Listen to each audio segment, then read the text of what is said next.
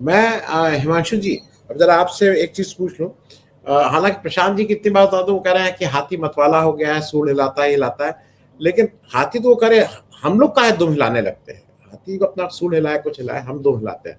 हिमांशु जी एक चीज समझे, आपने कल ही 2-3 दिन पहले हुआ था, एकदम से जब ये सब शुरू हुआ तो हिंदुस्तान की स्टॉक मार्केट धड़ाम हुई थी, लेकिन वो तो वहां लगातार हमला किए जा रहे हैं, यहाँ की स्टॉक मार्केट फिर वापस भागी जा रही है।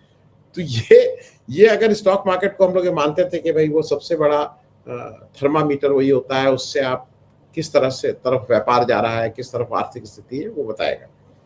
लेकिन ये तो शायद थर्मामीटर गड़बड़ हो गया है या उसका कैलिब्रेशन गड़बड़ हो गया है। और ये चाबहार वाला मामला जो है, वैसे आज किसी को लग रहा है हमसे क्या मतलब, उनका पोर्ट है, लेकिन क्या इससे भारत के आर्थिक पक्ष पे भी कहीं ना कहीं कोई असर पड़ेगा? हिमांशु जी। इस पैनल को, सभी को देखिए, स्टॉक मार्केट लगातार जब टूटा उसके बाद 2 दिनों में इंप्रूव क्यों हुआ है, ये उसका एक रीजन है कि जैसे मैंने कहा था कि जब ये टूटा तो तेल के दाम बढ़े। अब तेल के दाम जो बढ़े और जो एक रैली चली थी स्टॉक मार्केट में, तो स्टॉक मार्केट में पैसा लगा था पूरी दुनिया में। अगर वर्ल्ड वाइड हम इंडाइसिस जो हम अभी मतलब ट्रैक कर रहे हैं जिस तरीके से, उसमें हम देखें तो ज्यादातर स्टॉक मार्केट्स में, जैसे कॉस्पी में अभी वो बेरिश रन पे जा रहा है कोरियन स्टॉक एक्सचेंज, क्योंकि उसका क्या हुआ है, कोरियन स्टॉक एक्सचेंज का जो ज्यादा कंपोजिशन है 50% से ज्यादा, वो सिर्फ 2 कंपनीज के ऊपर है, सैमसंग एंड एचके हाइनेक्स।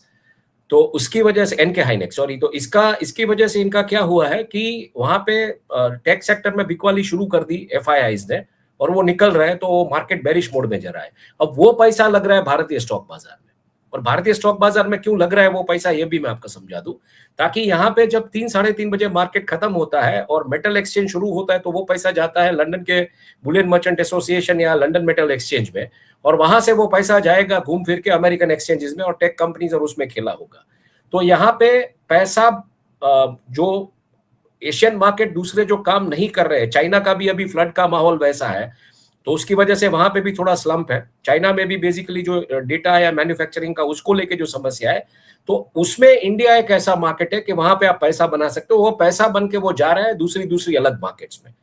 ये कल की बात है। आज की बात अलग है। आज क्या हुआ है, आज ये कल जो टीसीएस का जो रिजल्ट आया, टीसीएस हालांकि एक बेलवेदर कंपनी है आईटी सेक्टर की कंपनियों के लिए, तो उसका परिणाम ऐसा अच्छा आया है, ऐसे माहौल में भी उनका Q1 का जो डेटा आया, Q1 का, जब ये युद्ध चल रहा था तब उनका 5% YOY प्रॉफिट बढ़ा है 13,000 करोड़ के आसपास। उनकी ऑर्डर बुक थोड़ी स्लिप हुई है, और उनका एआई का जो रेवेन्यू है वो भी अच्छा खासा बढ़ा है।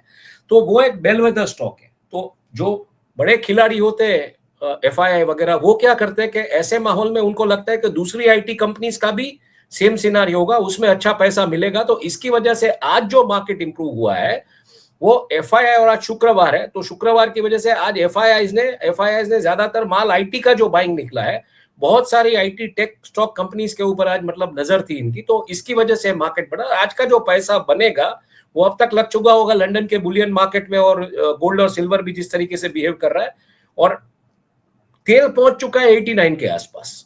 तो वहां पे भी ये है। दूसरा, shipping freight and shipping insurance में भी बढ़त बहुत देखने को मिली है, तो वहां पे भी खेला हो रहा है डेरिवेटिव्स मार्केट में। तो ये पैसा वहां से घूम के लंदन से, लंदन जब तक बंद होगा तब तक 2 घंटे का डिफरेंस में वहां पे खेला जाएगा अमेरिका में, और तब तक इनका वीकेंड अच्छा रहेगा, इनकी वीकेंड पार्टीज अच्छी रहेगी। छाबार की जहां तक बात है तो ये क्लियर बात है। और इसके बीच एक बात और भी कह दूं, आज एक और खबर भी आई है, ट्रंप के बेटे ने $60 करोड़ क्रिप्टो करेंसी में गंवाए। तो मतलब बेटा भी नुकसान कर रहा है, बाप भी नुकसान कर रहा है कहीं ना कहीं। बाप दुनिया का नुकसान कर रहा है, बेटा खुद का फैमिली का वेल्थ इरोड कर रहा है बैठे बैठे। छाबार की जहां तक बात है, उसमें आज एक इंटरेस्टिंग अपडेट और एक आया है। ये जो वेस्ट एशिया वॉर 2.0 जो ट्रिगर हुआ है, ये ट्रिगर हुआ है क्योंकि इजराइल ने एक किल प्लॉट का इंटेलिजेंस यूएस के साथ शेयर किया। अब यहां पे मुझे इजराइल की सर्वाइवल टैक्टिक्स कहीं ना कहीं दिख रही है, क्योंकि इजराइल अकेला इनके साथ लड़ नहीं पा रहा है, ये तो तय बात है, जिस तरीके से वो घिरा हुआ है सब जगह से।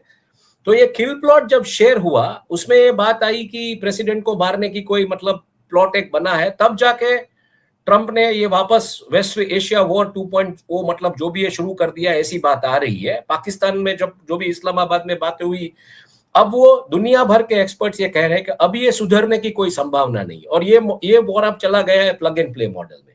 अब शांति की कितनी बात होगी, क्या होगा, ये भी कहना मुश्किल है।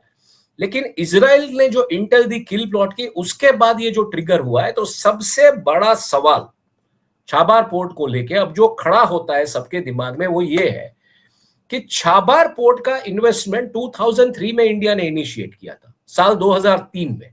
उसके बाद लगातार बहुत सारे मतलब डेवलपमेंट्स उसमें हुए। मैं एक टाइमलाइन जस्ट स्टडी कर लेता हूं ताकि आप उसमें वो बात कर सके। बाद में इनका 2015, 16, 18 में लगातार ये सब हो रहा था, और 2024 आते आते ये यहां से एग्जिट होने की बात आ गई। अब जब इजराइल ने इंटेल शेयर किया है, छाबार पोर्ट का पूरा प्रोजेक्ट पाकिस्तान में जिस तरीके से चाइना का डोमिनेंस बढ़ रहा था पोर्ट ऑफ गदर में, उसको कहीं ना कहीं नलीफाई करने के लिए था। तो ये अचानक क्या हुआ, यूएस ने छाबार पोर्ट पे अटैक क्यों कर दिया? इंडिया ने तो एग्जिट कर दिया था वहां से, मतलब वो जो कंपनी बनाई थी, जो भी पैसा वैसा जो भी था। अब पोर्ट कौन मैनेज करेगा? ये तो पोर्ट जब वहां पे होता सब, जैसे हाइफा पोर्ट इन्होंने एक्वायर कर लिया अदानी ग्रुप ने, वहां पे होता तो कौन आता, बिडर्स कहां से खेलते, ये पता नहीं। आजकल तो मेडिटेरेनियन शिपिंग कंपनी ने भी अभी मतलब आपको पता होगा, अदानी का विंजिगम पोर्ट है, उसमें 49% हिस्सा ले लिया है। एंड मेडिटेरेनियन शिपिंग कंपनी की जब हम बात करें तो मुझे कहने की जरूरत नहीं है, आप दुनिया भर की डॉक्यूमेंट्रीज देख लीजिए। दुनिया भर का ड्रग्स का जो हॉलिंग और जो भी कनेक्ट मिला है, वो कौन सी शिपिंग कंपनी कौन सी शिपिंग लाइन से मिला है, सब पता चल जाएगा। तो उसमें मैं ज्यादा नहीं जाऊंगा, लेकिन ये किसके साथ गठजोड़ होता, क्या होता है, ये कहना मुश्किल है। लेकिन purely port of Chabahar was a gambit to play something around China's dominance in Pakistan in port of Gwadar. लेकिन अब ये नहीं है। हालांकि जैसे मैंने कहा कि इजराइल ने जो इंटेल शेयर किया है, उसके ऊपर ये हमला हुआ है। तो क्या अब इजराइल भरोसे के लायक रहा है?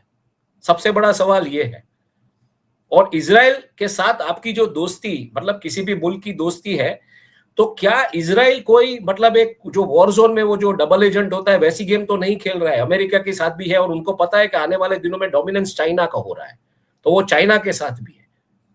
और इसमें हालांकि अभी कोई पोर्ट एक्टिविटीज वहां पे हमने शुरू की नहीं थी, तो हमारा कोई नुकसान उस लेवल से नहीं है।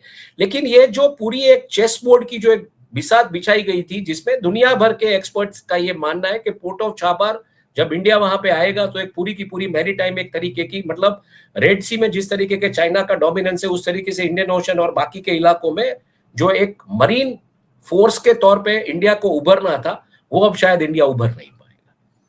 तो सवाल ये नहीं है कि शीर्ष नेतृत्व क्या बोलेगा क्या नहीं बोलेगा, सवाल ये है कि इंटरनेशनल डिप्लोमेसी में जो आप एक डिप्लोमेटिक आउटरीच प्रोग्राम के आप दुनिया भर के नेताओं से मिल रहे, बातें कर रहे, सब कुछ कर रहे, उसमें ये बात, अगर इजराइल ने कोई इंटेल शेयर की थी और इसके बाद ये हमला अगर पोर्ट ऑफ छाबार के ऊपर होता है, तो मेरे मतलब मैं जो स्टडी कर रहा हूं उसमें, मैं जो डॉट्स कनेक्ट कर रहा हूं उसमें मुझे क्लियरली लग रहा है कि इजराइल कुछ ऐसी गेम खेल रहा है कि फिलहाल वो अमेरिका के साथ है, लेकिन आने वाले दिनों में उनको पता है कि चाइना का डोमिनेंस बढ़ने वाला है, वो रशिया के साथ, मतलब ये जो पूरा अभी जो क्रिंग्स का जो धरी बन रहा है, China, Russia, Iran, north Korea and Saudi Arabia, उसमें इजराइल मतलब मुझे लगता है कहीं ना कहीं एक डबल एजेंट की भूमिका में खेल रहा है, no doubt about that. And जब ये बात आई थी, जब आई मीन किस तरीके की भाषा का इस्तेमाल ट्रंप ने अपने उस सोशल ट्रूथ पे किया था नेतान्याहू के लिए, ये भी आपको पता होगा। तो जब ये भाषा का इस्तेमाल हुआ है, तब अगेन ट्रंप क्यों इजराइल की इस बातों के ऊपर भरोसा करके हमला करते हैं? तो ये कुछ ऐसा खेल है, ये फिलहाल हमारी समझ से बाहर है, लेकिन इसमें बेसिकली डिप्लोमेटिकली ऐसी चीजें हो रही जिसके बारे में हमें फिलहाल पता नहीं है कि क्या हो रहा है। यानी हम प्रजा, ऊपर की शीर्ष नेतृत्व को कुछ अगर पता हो तो मुझे पता नहीं।